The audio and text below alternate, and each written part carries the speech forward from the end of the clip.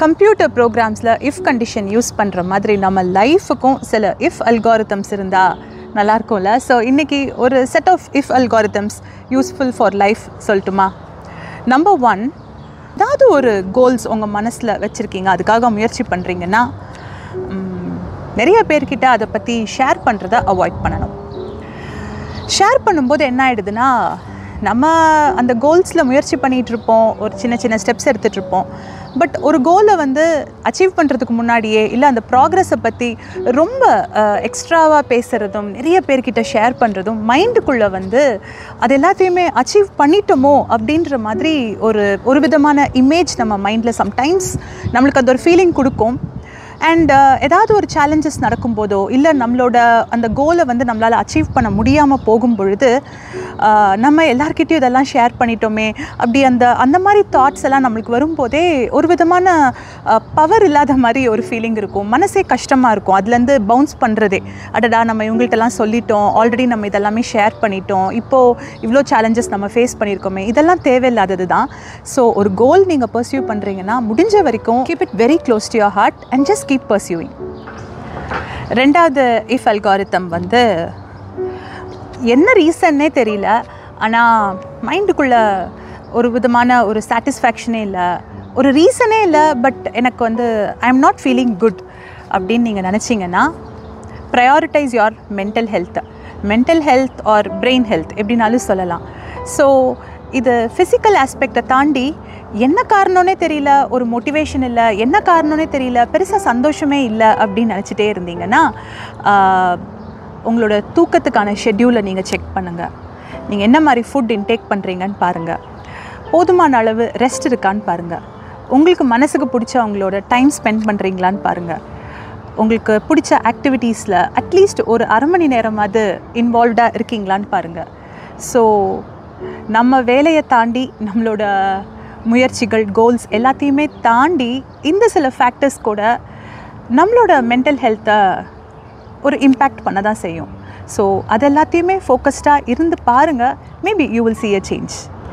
Physical health நல்லா இருக்கணும்னு நிறையவே அவேர்னஸ் வந்தாச்சுல. எங்கே பார்த்தாலும் எக்ஸசைஸ் பண்ணுறது என்ன, வெயிட் லாஸ் பண்ணணும், விரதம் இருக்கிற முறைகள் பற்றி சொல்கிறாங்க, மில்லட்ஸை எப்படி நம்மளோட டே டு டே சாப்பாட்டில் இன்க்ளூட் பண்ணிக்கணும்னு சொல்கிறாங்க.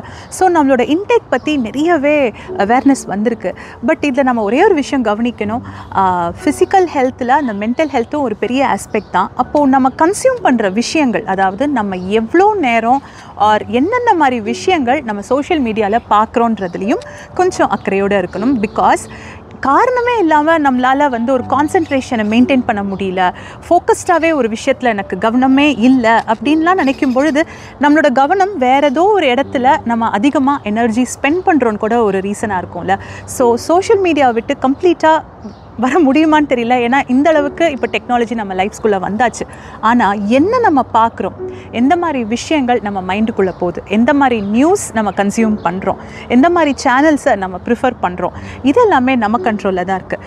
இப்போது என்ன தான் நீங்கள் ஓடிடி பிளாட்ஃபார்ம்ஸில் நினச்ச உடனே ஆசைப்பட்ட படங்கள் பார்க்கணுன்னாலும் ஒரு பேச்சுக்கு கான்ஸ்டண்ட்டாக ஒருத்தங்க த்ரில்லர்ஸ் பார்த்துட்டே இருக்கிறதும் இல்லை ஒரு நெகட்டிவ் ஷேட் ஆஃப் மூவிஸே பார்த்துக்கிட்டே இருக்கோன்னு வச்சுக்கோங்களேன், அந்த மாதிரி ஸ்டோரி லைன்ஸே பார்க்குறோன்னா எங்கேயோ ஒரு இடத்துல மைண்டில் அந்த ஒரு விதமான ஒரு பீஸ்ஃபுல்னஸ் இருக்குமா அப்படின்றது ஒரு குவெஸ்டின் தான். ஸோ என்ன மாதிரி டேட்டா உங்கள் மைண்டுக்குள்ளே போகுதுன்றதுலையும் கவனம் செலுத்துங்க. ரொம்பவே சோஷியல் மீடியாவை கன்சியூம் பண்ணுறீங்க அப்படின்னா you should think about it. ரொம்ப காலமாக அடிக்கடி பழைய விஷயங்களும் பழைய இன்சிடென்ட்ஸில் நடந்த மிஸ்டேக்ஸ் ஆர் நீங்கள் செஞ்ச தவறுகள், கசப்பான விஷயங்கள், இதை பற்றியே நீங்கள் யோசிச்சுட்டே இருக்கீங்க அப்படின்னா அதுக்கு ஒரே சொல்யூஷன், ஸ்டாப். ஆமாம், அதை பற்றி யோசிக்கிறனால எந்த பிரயோஜனமும் இல்லைன்றத நீங்களே உங்களுக்கு ஒரு ஆட்டோ சஜஷன் மாதிரி கொடுங்க. இப்போது பழைய லைஃப்பில் ஏதாவது ஒரு முடிவு எடுத்து அது தவறான முடிவாக இருந்தால் கூட அதுக்காக நம்மளை பழி சொல்கிறதும் ஆர் நம்மளையே குத்தம் சொல்லிக்கிட்டே இருக்கிறனால இப்போ இருக்கிற இந்த ப்ரெசன்ட் மொமெண்ட் மட்டும் வீணாகாது, நம்மளோட ஃப்யூச்சர் கூட அஃபெக்ட் ஆக தான் செய்யும். ஸோ உங்களோட பாஸ்ட்டை பற்றி நினைக்கும் போதெல்லாம் ஜஸ்ட் ஸ்டாப் அண்ட் ஒரே ஒரு விஷயம் ஞாபகம் வச்சுக்கோங்க, எந்த முடிவும் சரியான முடிவு தவறான முடிவுன்னு ஏதாவது இருக்கா? எப்போவுமே நம்ம சரியான முடிவு எடுக்கணும் தான் எல்லாருமே முயற்சி பண்ணுவோம், எல்லாருமே அதுக்காக தான் ஆசையும் படுவோம். ஆனால் அந்த நேரத்தில் என்னென்ன இன்ஃபர்மேஷன் இருந்துச்சு, அந்த நேரத்தில் நம்மளோட சூழ்நிலை, அந்த நேரத்தில் நமக்கு கிடைச்ச இன்ஃபர்மேஷன்ஸ் அண்ட் ஹெல்ப் அண்ட் சஜஷன்ஸை வச்சு தான் எல்லாருமே ஒரு முடிவெடுக்கிறது. ஸோ பழைய லைஃப்பில் நடந்த மிஸ்டேக்ஸை நினச்சி ரொம்பவே இப்போ இருக்கிற ப்ரெசன்ட் மொமெண்ட்டை ஸ்பாயில் பண்ணாமல் இருங்க. So whenever you think about your past mistake, just stop. சில டைம்ஸ் லைஃப்பில் நம்ம ரொம்பவே பாசிட்டிவாக இருக்கணும்லாம் எதிர்பார்ப்போம். நான் இனிமேல் ரொம்ப பாசிட்டிவான ஆட்டிடியூட்ஸ் தான் டெவலப் பண்ணிக்கணும், அந்த மாதிரி நல்ல எண்ணங்கள் தான் என் மைண்டில் இருக்கணும்னு நினச்சா கூட நம்மளை சுற்றி இருக்கிற என்விரான்மெண்ட்டும் அதே மாதிரி இருக்கும்னு நம்ம சொல்ல முடியாதுல்ல.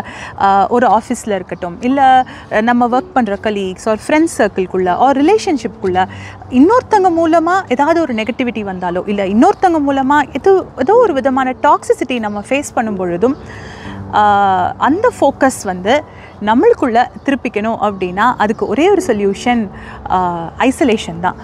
கொஞ்ச நேரத்துக்கு நீங்கள் உங்களுக்கான தனியாக ஒரு டைம் ஸ்பெண்ட் பண்ணுங்கள். உங்களுக்கு சுற்றி ஒரு ஆரான்னு சொல்லுவாங்களா, சர்க்கிள் ஆஃப் ஒரு வைப்ரேஷன், அந்த வைப்ரேஷன் அது உங்கள் கண்ட்ரோலில் தான் இருக்குது. என்ன தான் நம்ம டாக்ஸிக் என்விரான்மெண்ட்டில் இருந்தாலும் மற்றவங்களோட ஆக்ஷன்ஸ் எதுவுமே நம்மளை இன்ஃப்ளூயன்ஸ் பண்ணாத அளவுக்கு நம்ம ஏதாவது ஒரு முயற்சி எடுக்க முடியும்னா அந்த ஃபோக்கஸை உங்களுக்குள்ளே திருப்பிக்கோங்க. உங்களுக்கான தனிமையான அந்த டைமை ஸ்பெண்ட் பண்ணுங்கள். அதில் உங்களோட பாசிட்டிவ்ஸ், உங்களோட நெகட்டிவ்ஸ், உங்களோட ஸ்ட்ரெங்க்ஸ், உங்களோட வீக்னஸ், உங்களை பற்றி மட்டுமே சிந்திச்சு பாருங்கள். ஸோ அந்த டாக்ஸிசிட்டி எந்த அளவுலையும் நம்மளை அஃபெக்ட் பண்ணாத அளவுக்கு என்னென்ன முயற்சி எடுக்க முடியும்னு யோசிச்சு பாருங்கள்.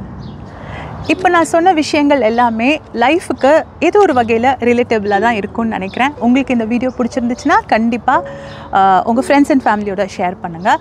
அப்புறம் சப்ஸ்கிரைப் பண்ணிக்கோங்க Detour with Shweta சேனலுக்கு. See you again on another episode.